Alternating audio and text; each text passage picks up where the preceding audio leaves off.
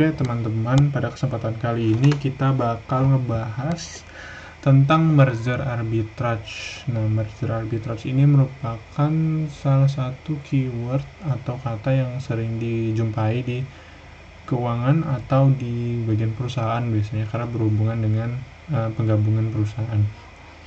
Nah, di merger arbitrage kali ini kita bakal bahas secara singkat supaya teman-teman bisa mengerti terlebih dahulu. Nanti setelahnya mungkin akan dibahas lagi lebih detail tentang bagaimana merger itu, mungkin prasyaratnya seperti apa, kemudian detail-detailnya atau contoh perhitungannya seperti apa.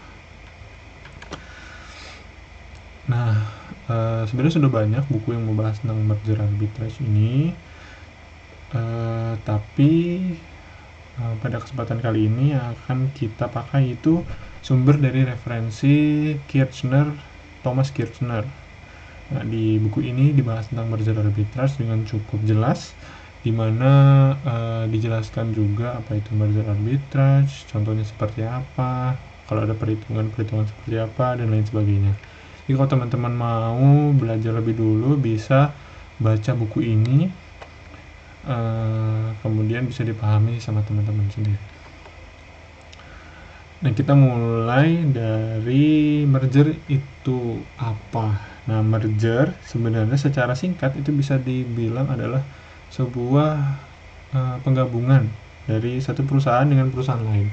Jadi kalau misalkan ada perusahaan A dan perusahaan B itu bisa saja terjadi penggabungan.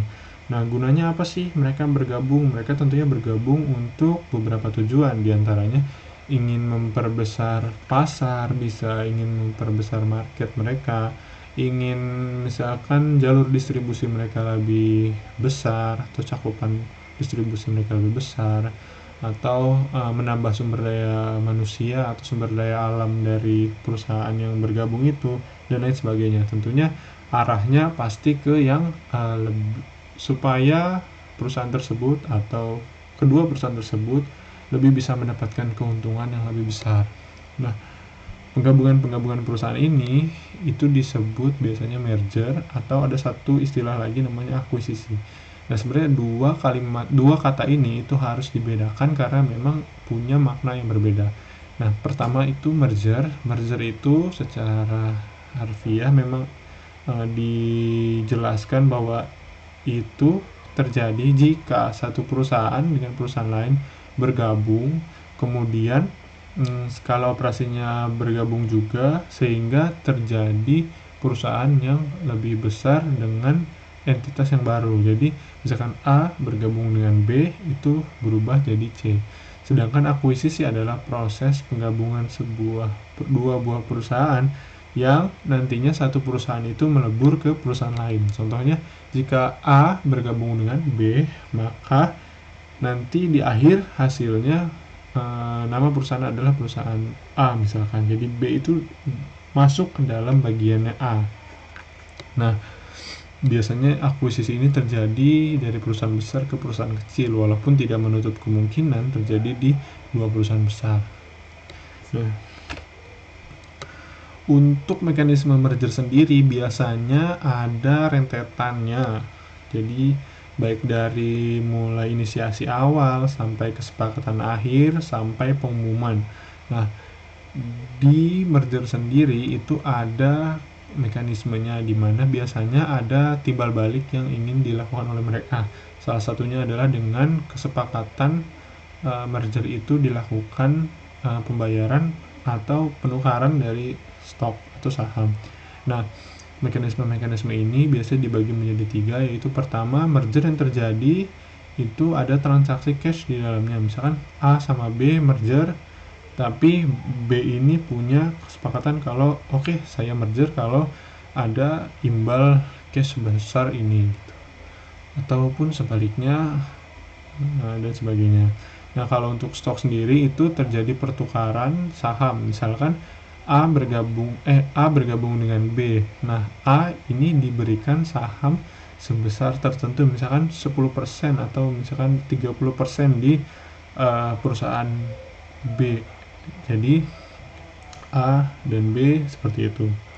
Nah, mixed cash and stock itu lebih kompleks lagi, jadi ada penggabungan antara keduanya. Nah, untuk merger arbitrage sendiri itu merupakan arbitrage dari kegiatan merger. Jadi arbitrage sendiri merupakan praktik untuk memperoleh keuntungan dari perbedaan harga yang terjadi. Jadi perusahaan itu kan punya nilai, biasanya terlihat dari nilai harga saham yang bisa kita transaksikan atau kita beli. Nah, arbitrage ini terjadi keuntungan dari harga saham atau harga perusahaan saat merger itu terjadi. Jadi misalkan A punya harga saham tertentu yang setelah merger itu dia berubah menjadi harganya lebih naik. Nah, itu saat terjadi kenaikan artinya ada arbitrage yang kita dapatkan dari merger. Nah, bentuknya mungkin bisa macam-macam, bukan dari harga saham saja, tapi bisa dari faktor lain. Yang pada intinya adalah arbitrage itu adalah keuntungan yang diperoleh dari perbedaan harga. Nah, arbitrage ini bisa di harga saham, bisa juga terjadi di misalkan nilai tukar atau yang lain sebagainya. Nah, kenapa itu bisa terjadi? Merger dan arbitrage ini bisa berhubungan itu karena saat terjadi merger itu investor punya persepsi sendiri. Sebagai contoh, misalkan kita melihat ada perusahaan A mau gabung sama perusahaan B. Nah, kita melihat nih, wah, mantep banget nih, kira-kira bakal jadi gede nih perusahaan nih, bakal bisa menguasai pasar banget nih, pasti harganya bakal jadi naik. Nah, itu dengan persepsi-persepsi investor seperti itu, perusahaan bisa mendapat keuntungan dan pribadi juga bisa mendapatkan keuntungan yang memang bisa kita katakan itu arbitrage. Nah, mekanismenya kurang lebih seperti ini. Jadi misalkan ada satu perusahaan punya harga saham di sini, kemudian saat pengumuman terjadi kegiatan merger beneran fix terjadi lonjakan harga dari si perusahaannya misalkan. Nah, ini adalah arbitrage yang diperoleh dari aktivitas merger. Bisa juga tadinya nilai valuasi perusahaan sekian, kemudian saat terjadi merger itu setelah dihitung-hitung semuanya itu ada kenaikan nilai valuasi sebesar tertentu. Nah, itu juga bisa disebut merger. Nah, disebut arbitrage dari kegiatan merger. Tidak melulu di saham, lebih seperti itu. Nah, ini contohnya jika kita punya perusahaan A misalkan, nah kemudian dia mau merger dengan perusahaan B. Nah, karena ini merger maka akan terjadi penggabungan perusahaan, biasanya dia ada nama baru. Nah, nama baru ini di perjanjian mergernya misalkan sahamnya yang IPO itu yang A, kemudian dia merger saham C ini menggunakan saham A misalkan. Nah, nanti kalau lihat dari nilai saham misalkan A-nya 100, kemudian dia berubah jadi 150, artinya ada perbedaan antar harga ini pada saat merger terjadi. Misalkan ini periode merger terjadi ya. Nah, perubahan ini itu yang dinamakan arbitrage. Nah, jadi keuntungan ini yang memang didefinisikan sebagai arbitrage. Ini bisa terjadi di pribadi maupun manajer investasi atau kelompok. Nah, berapa sih nilai arbitrage-nya ya? Secara mudahnya ya kalau kita lihat per nilai saham ya 150 dikurangi 100. Artinya ada 50 keuntungan di sana. Kurang lebih itu jika kita membahas tentang merger arbitrage. Artinya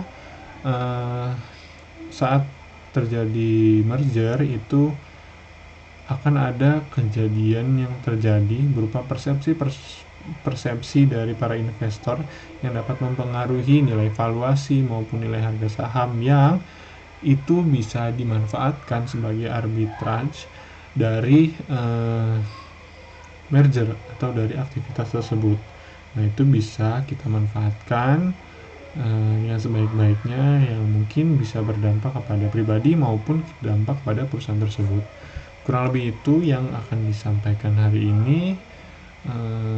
Kita bertemu lagi di materi selanjutnya. Semoga bermanfaat. Kurang lebihnya mohon maaf. Terima kasih.